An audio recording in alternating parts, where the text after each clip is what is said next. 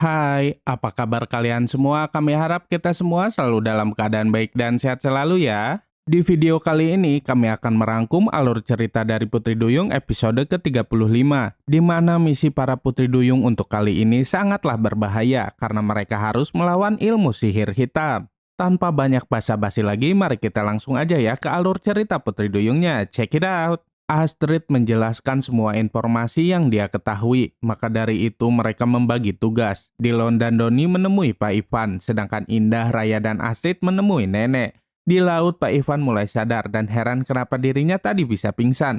Tak selang berapa lama, Dilon dan Doni pun hampir sampai di perahu yang ditumpangi oleh Pak Ivan dan Marwan.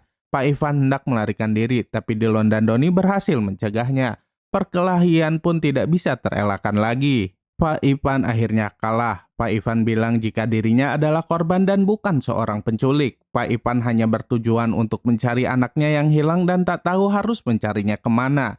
Meski demikian, Dilon bilang jika bapak udah main hakim sendiri dan itu merupakan tindak kejahatan. Pak Ivan pun sekarang sangat menyesali perbuatannya. Di sisi lain, anaknya Pak Ipan sedang dalam bahaya. Nenek yang menculiknya menceburkan anak tersebut ke danau. Anak tersebut hanya diberi sebuah balok kayu untuk mengapung. Nenek itu sangat senang sekali dan tidak punya rasa belas kasihan. Nenek itu ingin semua orang tahu bagaimana rasanya kehilangan seorang anak di danau tersebut.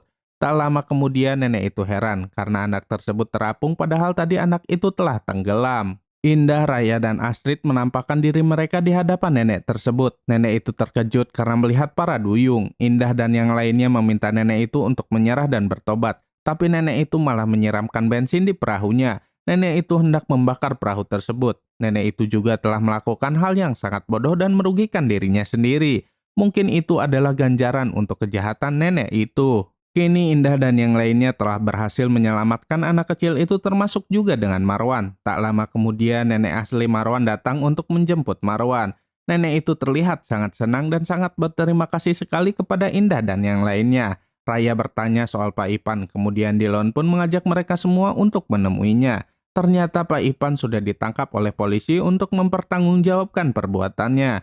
Anak itu sangat sedih melihatnya, tapi Dilon mencoba untuk menjelaskan semuanya dan menenangkan anak tersebut. Indah dan yang lainnya nggak tega melihat anak tersebut, tapi bagaimanapun juga ayah dari anak itu harus dihukum karena sudah menculik Marwan. Namun meski demikian, anak tersebut masih saja menganggap ayahnya itu seorang pahlawan di matanya. Dilon dan Doni bilang kepada Indah, Raya, dan Astrid jika mereka berdualah yang akan mengantarkan anak kecil itu pulang. Setelah mereka semua pergi, tiba-tiba Astrid mendapatkan kerang kebaikan. Mereka bertiga sangat senang sekali karena misi mereka lagi-lagi berhasil. Keesokan harinya, Astrid melihat ada tulisan di kaca yang bertuliskan jalan pintas di toilet kafe. Kemudian Astrid memberitahu Indah dan Raya. Mereka sempat berpikir jika itu adalah petunjuk dari misi mereka berikutnya.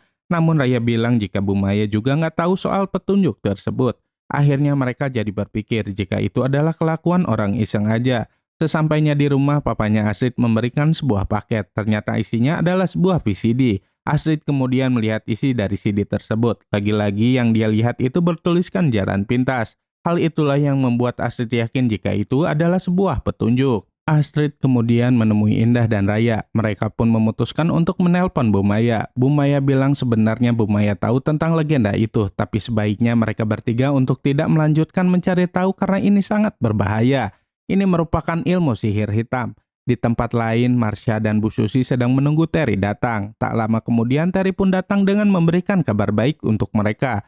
Ternyata VCD itu dikirimkan oleh Terry. Sepertinya para duyung itu hendak dijebak lagi. Ketika di sekolah, Andi masih saja mengganggu Astrid. Andi bilang jika Andi nggak bakalan nyerah untuk menangkap Astrid, Indah, dan Raya. Mendengar hal itu, Astrid sangat kesal kepada Andi. Tak lama kemudian, Indah dan Raya datang. Mereka berdua bertanya kenapa Astrid murung. Astrid pun bilang soal perkataannya Andi.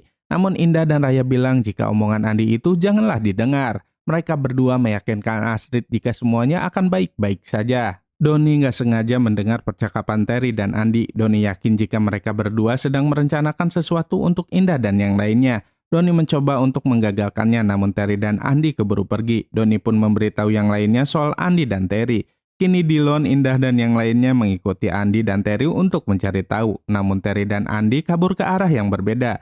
Mereka pun terpaksa harus berpencar. Dillon dan Indah mengejar Terry menggunakan mobil, namun Terry menjalankan mobilnya sangat cepat sehingga Dillon susah untuk mengejarnya. Ketika hampir mengejar mobil Terry, Terry berbelok sehingga Dillon terkecoh. Bahkan Terry menaburkan ranjau berduri yang membuat Dillon kehilangan kendali. Indah nggak mau kehilangan jejaknya Terry. Akhirnya Indah melihat air. Indah menggunakan kekuatannya untuk membuat mobil Terry mogok. Kemudian Indah pun menghampiri Terry dan mengambil bungkusan kotak yang diberikan Andi kepadanya. Makin seru aja kan kisah Putri Duyungnya? Saksikan terus ya kelanjutannya hanya di Putri Duyung. Terima kasih sudah menonton video-video sinopsis dari kami. Dadah!